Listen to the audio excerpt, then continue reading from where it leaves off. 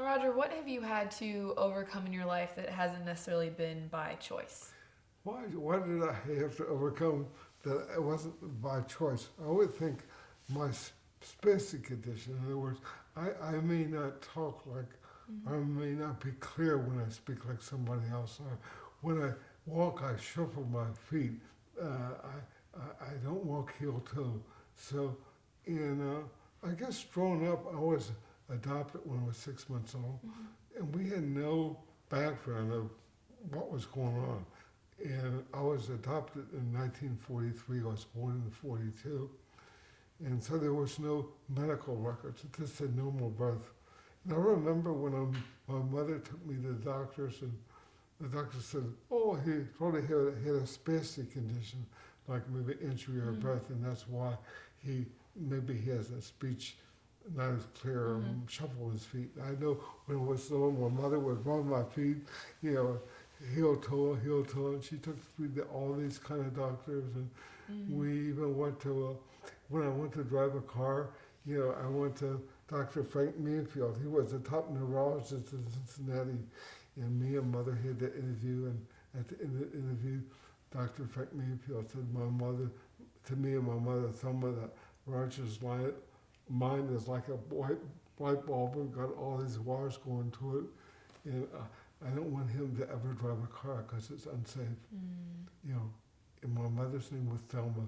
We walked out of the office, and my mother handed me the car keys and said, "To hell with him." So I was blessed with a good mother.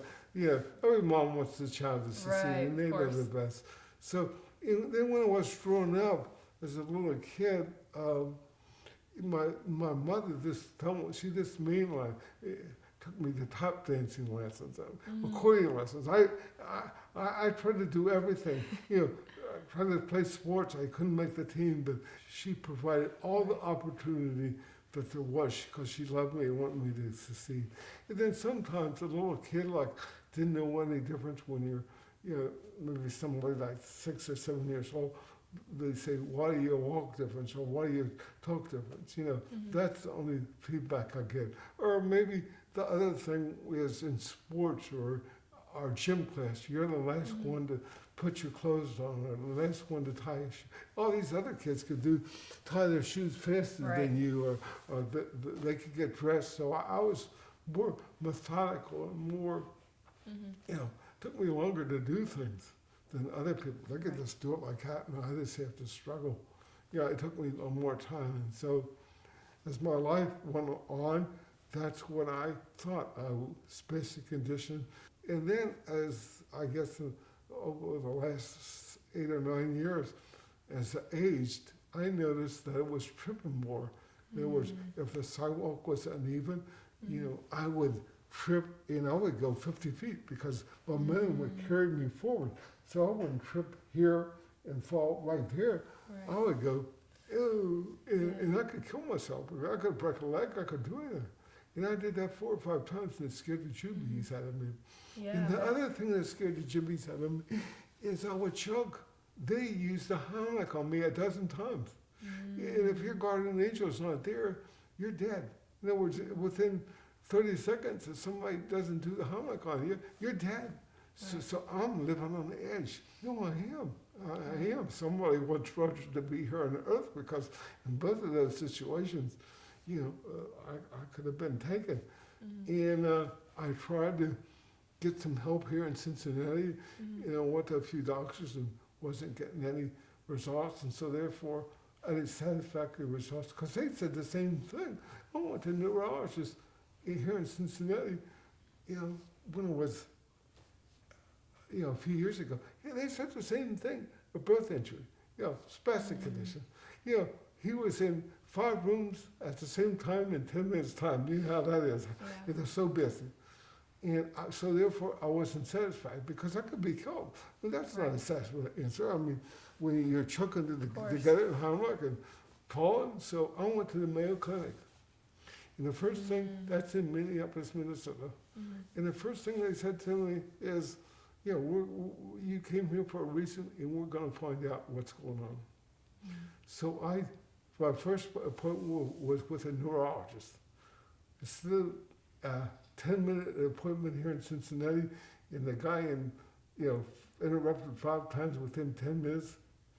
He gave me 2.5, 3 hours. Wow. What the whole background of me, what my every stage of life, what was happening. You know what he sort of said to me at the end? I have cerebral palsy. Wow. What is cerebral palsy? I don't know what cerebral palsy. I mean, I heard the word. It wasn't a foreign word to me. Right. But what is cerebral palsy? Because he said it's a no-brainer. You got cerebral palsy. What is that? Well, when he told me what cerebral palsy was, it probably results at birth a lack of oxygen, or lack. In other words, at your birth there's something that went on that causes ramification. Right. So, and some of the side effects that cause your gait, your speech, your walking, all those are, and of course, I was blessed because in my case, it was such a minor thing, Right. where some people is really incapacitated where they could hardly function.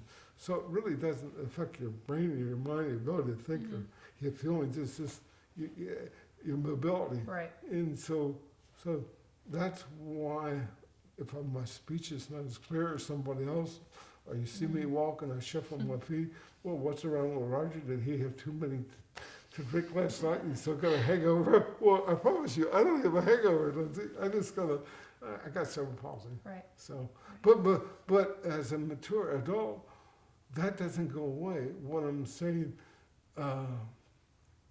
I'm still vulnerable to choke and use a helmet, so I got to eat slower or take more drinks to make sure it goes down, more Right. water. Or when I walk, if I walk in a strange place, I got to look down to make sure the Sure. sidewalk's clear, that I don't fall. Sure. So, because I'm constantly aware of my vulnerability. So thanks for the question. Yeah. Now, Roger, were you more happy with money or without money? Well, I'm more happy with money or without money? That's a good question. I would say both, but I would say without money. But let me explain that, because just saying that, why would Roger say something like that? In my journey, I was blessed to have funds and invest in stocks and bonds, and they increased over the years.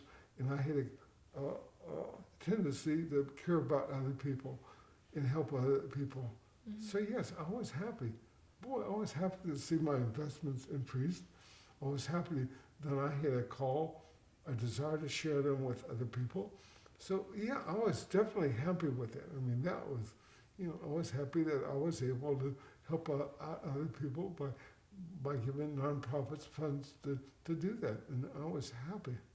I felt, and then those funds were taken away from me because I wasn't diversified in my securities, and I lost the ability to do that because my securities went from like 7 million to 65,000 overnight, and I lost the securities.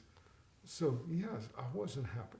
I wasn't jumping up and down doing somersaults. I mean, I was going through the 5 stages of death. And I had this program, Magnified Giving, that all these schools and people responsible and all that was blown up. So I wasn't happy. Right. No, I wasn't happy. But because somebody said, why don't you reach out to other people, that not forced me, I took up their idea to ask for help. And I asked for help and made that by giving a nonprofit, and Money Generous People has responded, and so now it can live without me.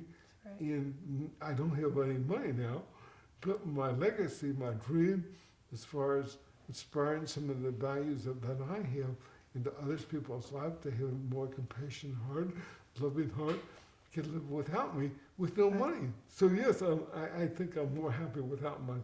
But it was a journey, I had to go through both. Absolutely. Roger, thank you so much for your time. It was awesome talking with you.